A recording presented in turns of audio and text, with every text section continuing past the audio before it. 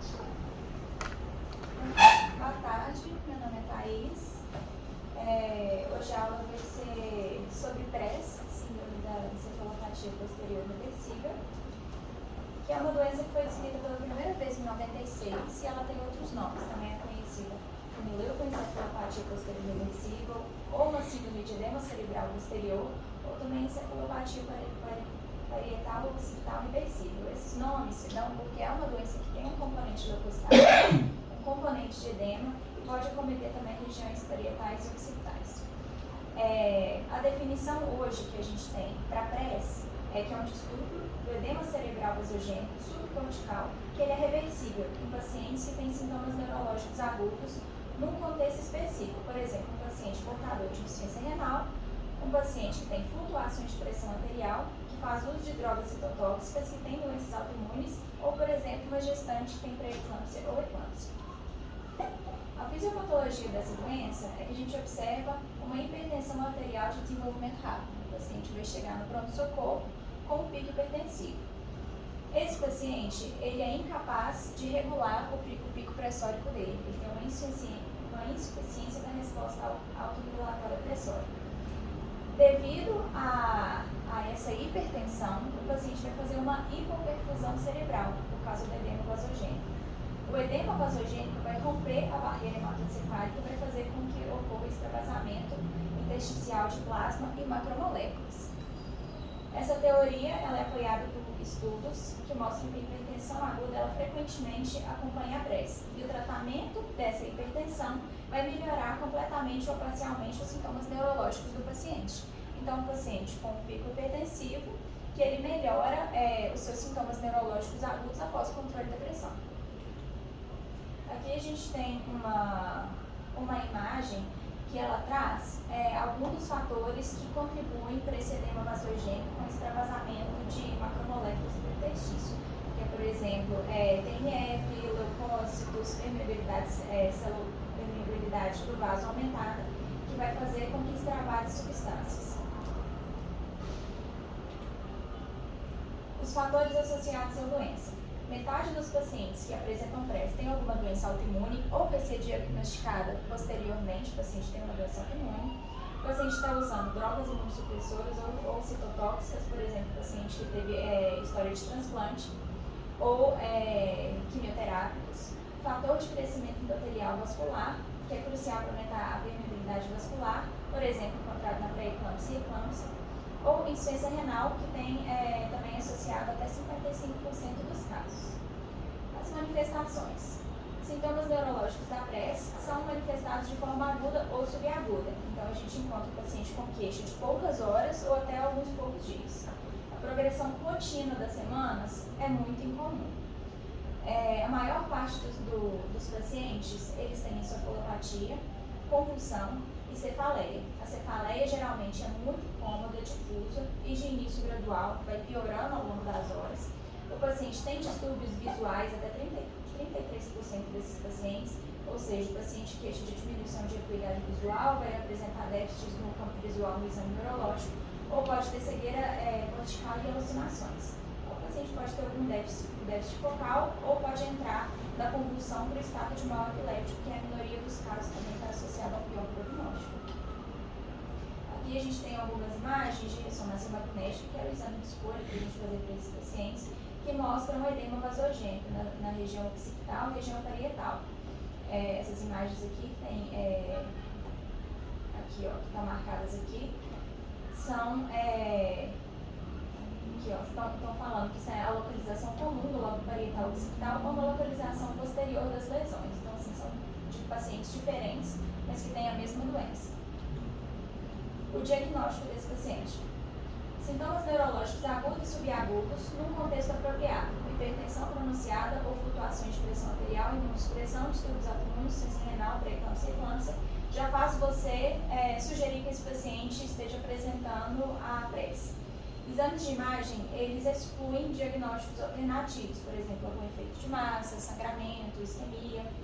Não existem diretrizes para direcionar essa avaliação, portanto, o contexto clínico e o julgamento clínico do paciente são cruciais para fazer o diagnóstico correto. A gente vê que muitas vezes o diagnóstico de PRES ele é retroativo. retroativo, né? Aquele paciente que depois de você já ter feito muita coisa para ele, você pensa, então eu acho que ele teve pressa. Porque depois que a gente fez o controle clínico do paciente, ele melhorou. Então é difícil você estabelecer diretrizes, porque geralmente é um paciente incomum se achar no pronto-socorro, e as condutas, depois quando você vai pensar, o diagnóstico é retroativo. Manejo clínico. Você tem que reduzir a pressão arterial médica desse paciente de 10 a 15% nas primeiras horas. E você pode chegar até 25% nas primeiras 24 horas.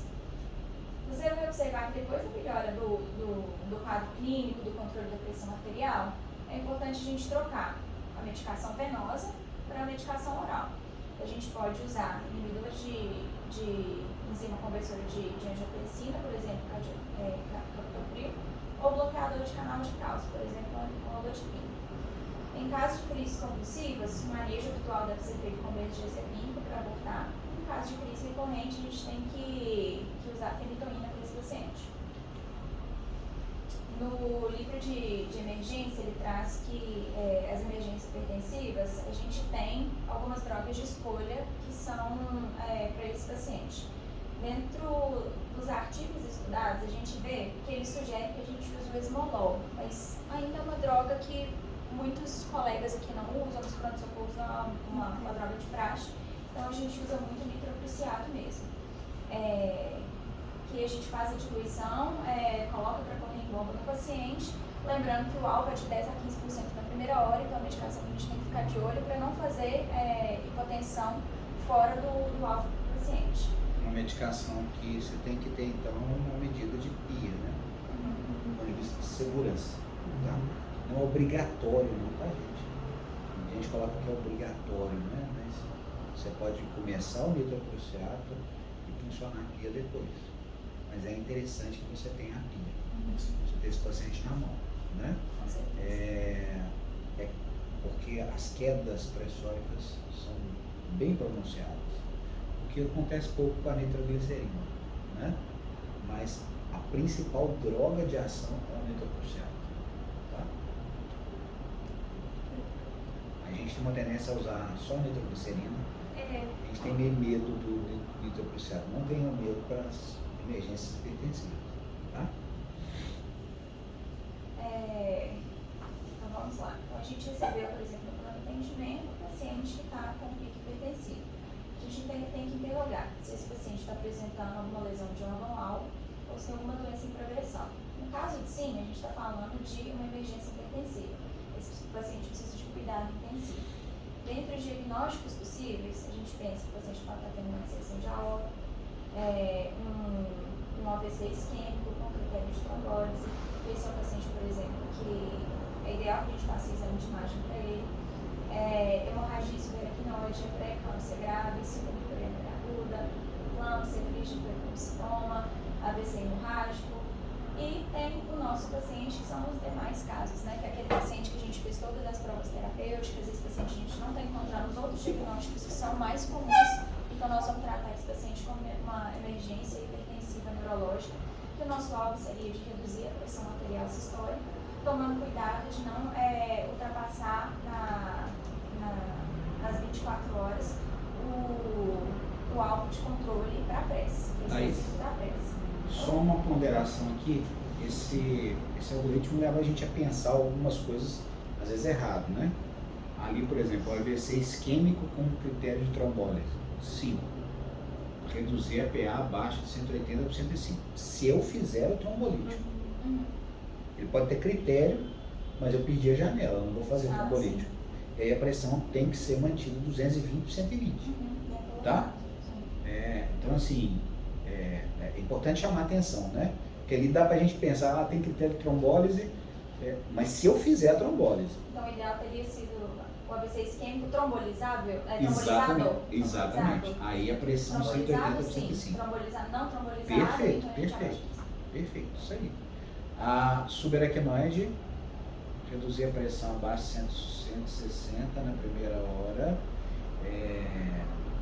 E lembrar da hemorragia subaracnoide espontânea, que a gente vai usar uma medicação, né, Thaís? Que é a nimodipina, né?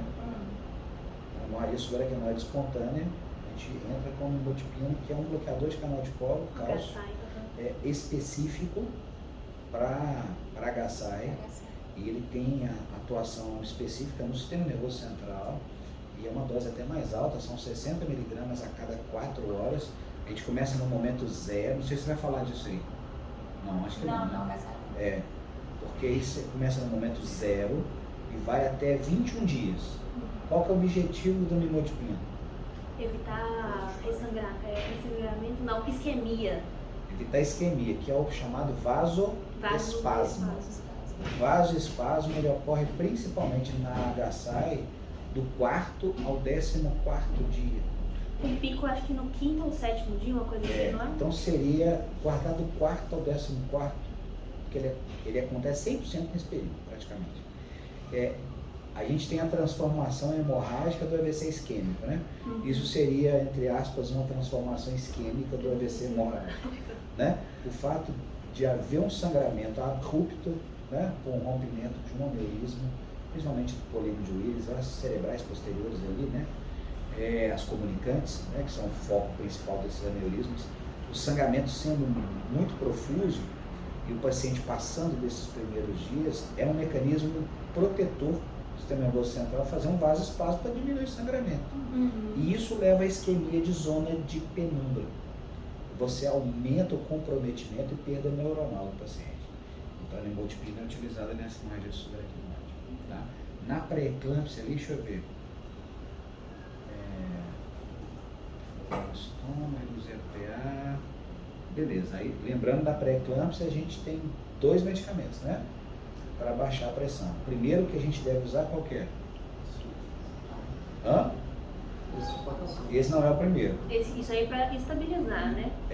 Isso é para estabilizar potenciais de membrana e evitar crise convulsiva. A pré-eclâmpsia virar eclâmpsia, né? Hidralazina é a primeira droga que a gente usa. E depois, bloqueador de canal de cálcio, né? Nifedipina. O pessoal não gosta de usar hidralazina, fica com medo. Lá na moda eles ficam com medo de usar hidralazina. Mas é a indicação de eu diluir uma ampola e fazer um pacto da ampola em momentos regulares, de 5 em 5 minutos, e o uso da nifedipina do comprimido oral, tá? E o sulfato de magnésio para manter estabilidade de membrana e acompanhar, claro, a ação do magnésio. Não só a dosagem, mas diminuição de reflexo, diminuição de diurese, bradipneia, bradipsiquismo, né?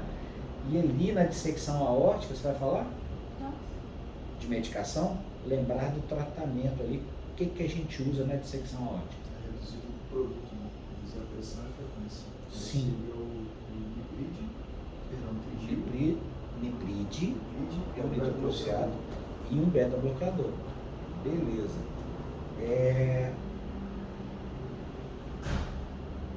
Qual que eu uso primeiro? Beta-bloqueador ou nitrocruciato? Eu acho que primeiro diminuir a cabeça de pressão E do por quê? lipid, não? E por quê?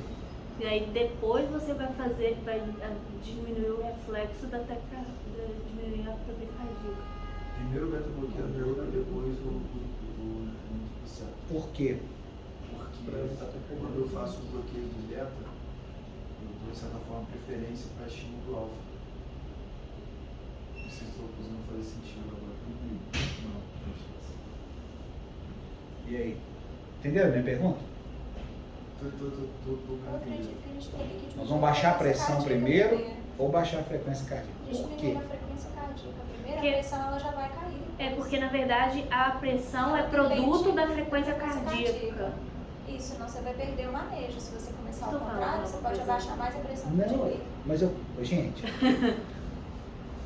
não é uma cobrança, não. Estou perguntando aqui, mas é importante isso, né? Porque dentro da pressão arterial existe frequência e O que acontece quando débito cardíaco se eu abaixar a pressão, se eu abaixar o débito, né?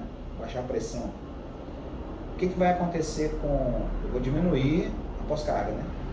O que vai acontecer com a minha frequência? Então não seria interessante eu diminuir a frequência primeiro para não haver esse... Tá entendendo? Então primeiro eu dou um beta-bloqueador, depois eu dou o nitroprusiato. Entenderam por quê? Porque se eu der primeiro o nitroprusiato, ele vai diminuir a pós-carga, vai fazer um ataque cardíaco reflexo, que é o que eu não quero. Tá? Então às vezes eu atuo numa vertente pior a outra. Mas se eu der o beta-bloqueador primeiro, ele vai atuar ali no que eu quero e não vai alterar e já ajuda a baixar a pressão um pouco, né?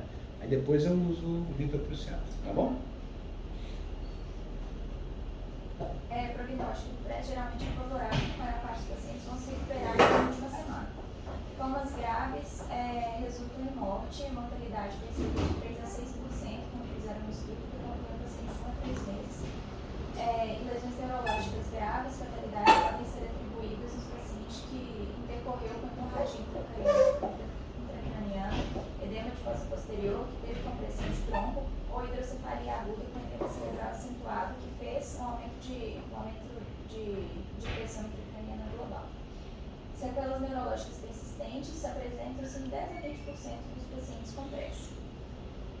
Lá no pronto atendimento, a gente recebeu uma paciente SSP, que tinha 62 anos, era paciente tabagista pesada, até então não sabia sobre comorbidades, e foi levada com queixa de cefaleia de forte intensidade de início em 2 horas, com múltiplos episódios de vômito, evoluindo também com confusão mental. Essa paciente ela entrou na sala de urgência acompanhada da filha, a paciente estava muito prostrada, com as roupas todas sujas de vômito, não estava conseguindo conversar direito com a gente, estava de olhos fechados, com a mão na cabeça.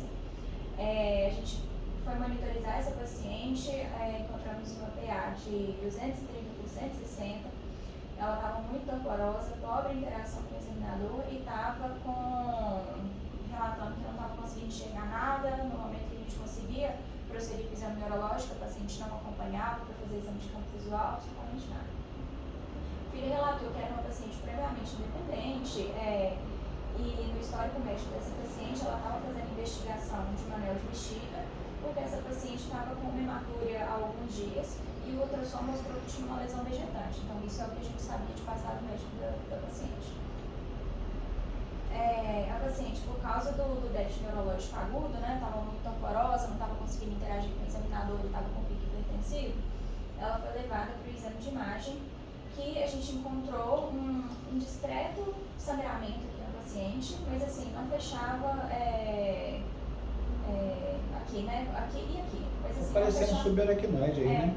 Mas não fechava, assim, pra gente falar que essa paciente teve uma hemorragia importante e também não sugeria, não, quadro isquêmico não é, mas também não teve aquele sangramento que vai o paciente ter um déficit neurológico agudo na magnitude. Então essa paciente partiu primeiro para o exame de imagem, voltou para a sala de urgência e a gente continuou os cuidados dela lá até que ela fosse transferida para o CTI. Deixa eu ver. Essa paciente, o que a gente teve dela lá? O laboratório dela mostrou que ela estava com uma injúria renal aguda, a paciente estava com uma creatinina de 9, não sabia de passado de doença renal, claro que pode ter alguma associação com a doença neoplásica de via urinária, que essa paciente estava em investigação, mas a gente ficou assim, muito inclinado a atribuir isso ao pico hipertensivo também. Essa paciente estava tendo uma injúria renal aguda por causa da hipertensão arterial. É difícil saber se é a causa ou consequência. O ovo ou a galinha, né? Essa paciente, ela voltou para a sala lá na tomografia ainda, a paciente ficou extremamente confusa, extremamente agitada, vomitou na tomografia, levamos ela para a sala de urgência. E o emergencista que estava na sala, né, depois de ver os exames, continuar com o exame clínico da paciente, ele já logo levantou a hipótese de diagnóstico de pressa. Então, esse foi um dos casos que não seria um diagnóstico retroativo. Ele já levantou mesmo esse diagnóstico, então essa paciente está tendo uma encefalopatia aguda, hipertensiva, possivelmente reversível. Nós vamos monitorizar essa paciente com PIA e vamos começar a medicação para ela de pronto já. A gente funcionou a PIA nessa paciente, começou o nitroprusiato e fomos reduzindo a pressão da paciente e a paciente foi encaminhada para o CTI. O que eu sei dela, né, nos próximos dias? A paciente ela teve que ser dialisada de urgência, né, claro. teve uma melhora importante do controle pressórico nos outros dias, foi visto que era uma paciente realmente de difícil controle. O colega que recebeu ela no CTI, ele também fazia estágio comigo na sala de urgência, então ele teve esse caso depois todo para passar pra gente, e ele falou que o paciente teve a visão revertida, o paciente voltou a enxergar, voltou a conversar, à medida que a pressão dela foi estabelecendo, isso foi muito legal, e a paciente depois ela foi encaminhada aos cuidados da nefrologia, ficou como paciente renal mesmo, e eu não sei a partir daí qual foi o diagnóstico oncológico dessa paciente também, ela teve que fazer controle pressórico. Mas assim, o que é interessante desse caso, né? Uma paciente que tinha uma clínica altamente sugestiva, que a gente vê que a pressa, a gente levanta a hipótese quando o paciente chega com um pico hipertensivo, com uma queixa de cefaleia importante, com um déficit visual agudo, e essa paciente ela tinha realmente todos esses critérios clínicos, e não tinha nada na tomografia dela que fosse altamente sugestivo, né, de uma hemorragia volumosa, que também não era um paciente isquêmico. E com as medidas de controle pressórico, a paciente foi revertendo os déficits neurológicos agudos. Isso foi muito interessante para a gente ver essa paciente. Então, assim, essa paciente teve uma boa resposta, mas acabou tendo que ficar sob os cuidados da nefrologia. Enfim, é isso aí. Muito bem. Provavelmente, Thaís, essa função renal era prévia, né? Ela é que deve ter feito com que a paciente fizesse uma descarga hormonal aí de simpático mimético, alteração do sistema renina, angiotensina, aldosterona aí, e se tornasse mais hipertensa, né? Provavelmente essa paciente não deve ser complicação da pressa, né? Não, ela provavelmente era uma paciente que tinha aquele fator de risco, flutuação de pressão arterial, mas ela provavelmente não sabia, né? Era uma paciente muito negligente com a saúde. E ela teve perda dos mecanismos reguladores de pressão, né? Avidamente. Por que occipital? E não frontal, e não temporal. Aí eu também fragilidade de base, Calibre. Se vocês pegarem anatomicamente aqueles desenhos que são feitos com acrílico, né? De perfusão, já viram? Que pega um cérebro humano e morto, né? Um paciente, faz injeção de acrílico e vê a vasculatura, a irrigação, né? A gente vai ver que a maioria dos pequenos vasos e aquele glomos, aquele aglomerado de vasos, está mais localizado na região posterior. Então, a press é uma doença, não, estou falando de arterial. A press é uma doença mais de pequena vasculatura, né? Haja visto a sintomatologia que a gente vê na eclâmpsia, né? Na pré-eclâmpsia e eclâmpsia, né? É claro que a gente tem uma sintomatologia sistêmica relacionada à dor, hipocôndrio, né? Extensão da cápsula de Gleason também, que é o quê? Alteração de pequenos vasos. Sabe uma complicação da pré-eclâmpsia, eclâmpsia e HELP síndrome que entra nisso também, né? Vocês já passaram todos já passou na MOB? Não. Sabe o que é HELP síndrome? Sim. H de hemólise, E e L, elevator liver, né? E LP, low platelets, né? Diminuição de plaquetas. É uma doença que cursa não só com isso, que é um diagnóstico laboratorial, né? Pós uma doença hipertensiva, que antigamente a gente chamava específica da gravidez, hoje a gente chama de doenças hipertensivas da gravidez e puerpério. Já temos casos de HELP síndrome com quase 60 dias pós-parto, né? Dessas alterações. Mas a gente vai ter como complicações dessa síndrome hematoma hepático, ruptura hepática, já ouviu falar? E essa ruptura, por que ela acontece nessas doenças? Porque é uma doença caracteristicamente de pequenos vasos. Os pequenos vasos no fígado, eles estão distais à perfusão. A perfusão entra pelo hilo, não é isso? E os vasos vão se ramificando e ficando mais finos. As hemorragias que ocorrem na HELP síndrome, nessa doença, elas ocorrem na superfície hepática, principalmente fragilidade capilar. E rompendo ali na superfície hepática, esse sangue se acumula abaixo da cápsula de Gleason, ali, que é a cápsula hepática, né? E vai acumulando, vai formando seu hematoma ali, e de repente estoura, né? E sangra dentro da cavidade. Então acontece essa fragilidade capilar, uma doença característica de pequenos vasos. E acometendo a região occipital dá aquela sintomatologia, né? De escotomas cintilantes, de perda visual, igual essa amaurose que esse paciente teve, né? São sintomatologias mais da região occipital, né? A cefaleia mais na região da nuca, né? E é interessante que dá também as alterações renais, né? De glomerulopatia aguda, inclusive, né? Com perda proteica, proteinúria aumentada, né?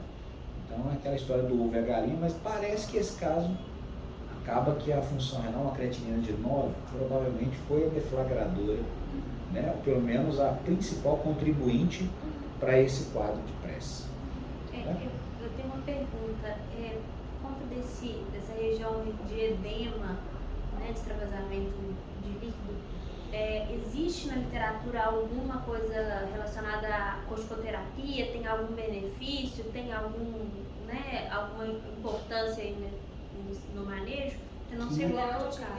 Que eu saiba, não. Inclusive pensando assim, amplamente, né? Corticoide ele vai elevar a pressão arterial. Então talvez não fosse uma boa combinação. Droga para isso, né? Talvez pesar custo-benefício. A letra D seria o edema, né? E a letra C seria o nível pressórico. O corticoide seria pior para a letra C, então talvez a gente não fosse usar. Depois pensar no paralelo daquela sepsis refratária, a vasopressina, aí eu coloco o corticoide com